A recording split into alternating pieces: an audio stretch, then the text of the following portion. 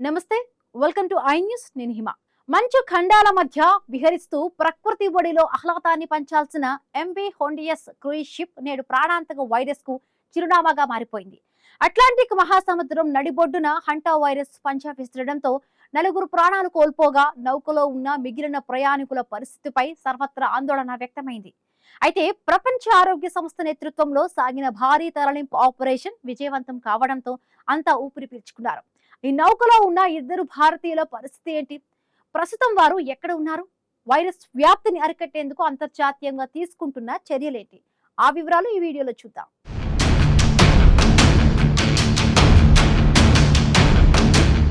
నడి సముద్రంలో విలాసవంతమైన ప్రయాణం ఒక విషాదంగా మారుతుందని ఆ పర్యాటకులు ఊహించలేదు.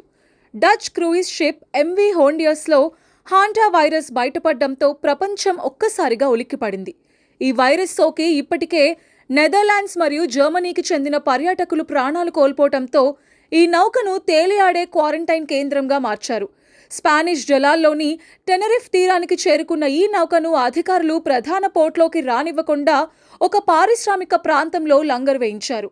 సుమారు 150 మంది ప్రయాణికులు మరియు సిబ్బంది ప్రాణాలను కాపాడేందుకు WHO రంగంలోకి దిగింది.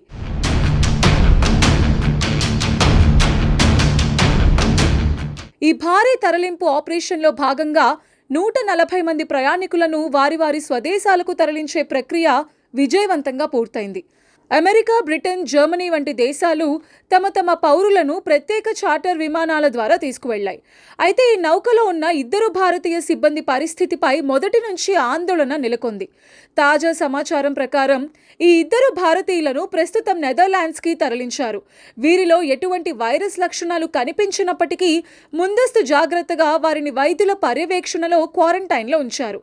ప్రస్తుతం వారి ఆరోగ్య పరిస్థితి నిలకడగానే ఉందని, త్వరలోనే వారిని స్వదేశానికి పంపే ఏర్పాట్లు జరుగుతున్నాయని తెలుస్తోంది.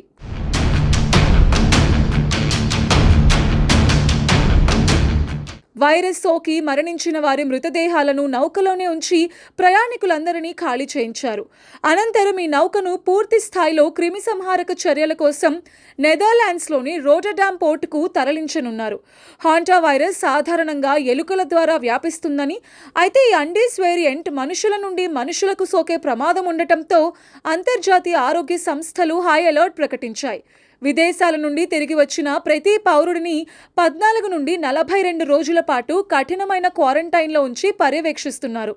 ఒక విహారయాత్ర కాస్త ప్రాణాంతక వైరస్ ముప్పుగా మారటంతో క్రూయిజ్ నౌకల భద్రత మరియు ఆరోగ్య నిబంధనలపై ఇప్పుడు ప్రపంచవ్యాప్తంగా పెద్ద ఎత్తున చర్చ జరుగుతోంది.